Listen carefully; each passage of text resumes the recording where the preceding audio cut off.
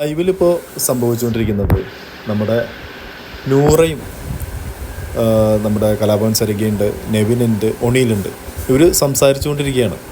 കാര്യം എന്തോ ബ്ലൈൻഡ്സ് ഇട്ടിരിക്കുകയാണ്. അപ്പോൾ എല്ലാവരോടും പുറത്തിരിക്കാൻ പറഞ്ഞേക്കാണ്. അപ്പോൾ ഈ സംസാരിച്ചുകൊണ്ടിരിക്കുന്നത് ഈ ഫിനാലേനെ പറ്റിയിട്ടാണ്. അപ്പോൾ ഒണിയിൽ പറയുന്നുണ്ട്, ആദില പുറത്തായതുകൊണ്ട് തന്നെ ആദിലയുടെ വോട്ടും കൂടി നിനക്ക് കിട്ടും, നൂറയോട് പറയണം. അപ്പോൾ നൂറ പറയുന്നു, അറിയില്ല, കിട്ടും, അങ്ങനെ കിട്ടിക്കഴിഞ്ഞാൽ നിനക്ക് മുകളിലോട്ട് പോകാനായിട്ടുള്ള സാധ്യതയുണ്ടെന്ന് പറയുന്നുണ്ട്. അപ്പോൾ അവിടെ അതിൻ്റെ ഡിസ്കഷൻ നടക്കുകയാണ്. അപ്പോൾ ആരാണ് ആദ്യം? അപ്പോൾ നൂറ പറയുന്നുണ്ട്, ഫസ്റ്റ് അനുമോൾക്ക് തന്നെ PR ഉള്ള ഒരു ഗുണമേ എന്ന് പറയുന്നുണ്ട് നൂറ. അതിനുശേഷം നെവിൻ എണീറ്റിരിക്കുന്നു. നെവിൻ ഒണിയിൻ്റെ അടുത്ത് ചോദിക്കുന്നുണ്ട്, ആരാണ് സെക്കൻഡ്, ആരായിരിക്കും? പിന്നെ കൈ കൊണ്ടാണ് ഇങ്ങനെ വിരലുകൊണ്ട് കാണിക്കും, ഇങ്ങനെ വായാനക്കിയിട്ടാണ് കാണിക്കുന്നത്. അപ്പോൾ ഒനിയിൽ പറയുന്നു അനീഷാണെന്ന് പറയുന്നുണ്ട്. പിന്നെ ഷാനവാസിൻ്റെ കാര്യം പറയുന്നുണ്ട്.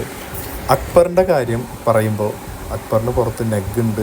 ഓപ്പണായിട്ടല്ല, രഹസ്യം പോലെ പറയുന്നത് പേര് നമുക്ക് കേൾക്കാൻ പറ്റും. അക്ബറിൻ്റെ പുറത്ത് നെഗ് ഉള്ളതുകൊണ്ട് ചിലപ്പോൾ അക്ബർ ടോപ്പ് 5 വരാൻ സാധ്യത കുറവാണ്. അപ്പോൾ നൂറ പറഞ്ഞില്ല, ഞാനും നെവിനുമാണ് പുറത്ത് പോകാൻ പോകുന്നത്, നിങ്ങൾക്ക് ബെറ്റ് വയ്ക്കാൻ പറ്റുമെന്ന് ചോദിച്ചു. അപ്പോൾ ഒനിയിൽ പറയുന്നുണ്ട്, 1.5 ലക്ഷത്തിൻ്റെ ബെറ്റ് വയ്ക്കാം, കാരണം നിങ്ങളായിരിക്കുള്ളൂ ടോപ്പ് 5 നിങ്ങളുണ്ടാവും എന്നാണ് കരുതുന്നത്. കാരണം അക്ബറിന് കുറേ നെഗറ്റീവ്സ് പുറത്തുണ്ട്. പിന്നെ നൂറയ്ക്ക് ചെറിയ ജനറേഷന് നൂറേന് ഇഷ്ടമാണെന്ന് പറയുന്നുണ്ട്. കൊച്ചുകുട്ടികൾക്ക് നെവിന് ഇഷ്ടമാണെന്ന് പറയുന്നുണ്ട്. അപ്പോൾ അവർ പറയുന്നുണ്ട്, അവർക്കൊക്കെ ഇഷ്ടമാണെങ്കിലും അവർ വോട്ട് ചെയ്യില്ലല്ലോ എന്നുള്ള രീതിയിൽ പറയുന്നുണ്ട്. പക്ഷേ എനിക്കൊരു സംശയം തോന്നി, ഇവർ ഇത്രയും ഓപ്പണായിട്ട് ഫസ്റ്റ് സെക്കൻഡ് തേർഡ് പുറത്ത് ഇങ്ങനെയാണ് നടക്കുന്നതെന്നെല്ലാം ഡിസ്കസ് ചെയ്തിട്ടും ഒരു അനൗൺസ്മെൻറ്റ് പോലും നമ്മൾ കേട്ടില്ല. ബിഗ് ബോസ് അനൗൺസ് ചെയ്യുന്നത് പുറത്തെ കാര്യങ്ങൾ സംസാരിക്കരുതെന്നോ ഒന്നും കേട്ടില്ല. ഇനി ബിഗ് ബോസ് അവർ ശ്രദ്ധിക്കാഞ്ഞിട്ടാണോ എന്നും അറിയില്ല. എന്തൊക്കെ പറഞ്ഞാലും പുറത്തുള്ള ഇപ്പോഴത്തെ ഒരു ട്രെൻഡ് എന്തായാലും നെവിൻ്റെ അടുത്തും നൂറയുടെ അടുത്തും ഇവർ പറഞ്ഞു. ഒനിയിലും സരിക എല്ലാം കൂടി പറഞ്ഞിട്ടുണ്ട്. ഇനിയിപ്പോൾ വല്ല അട്ടിമറി വല്ല നടക്കുകയാണെങ്കിൽ ചേഞ്ചസ് വരാം എന്നുള്ള രീതിയിലാണ് പറയുന്നത്. അപ്പോൾ എല്ലാവരും ഉറപ്പിച്ചു, അനുമോൾക്ക് പുറത്ത് PR ഉണ്ട്, 16 ലക്ഷത്തിൻ്റെ PR കൊടുത്തിട്ട് ഉള്ള അനുമോൾ കളിക്കുന്നത്.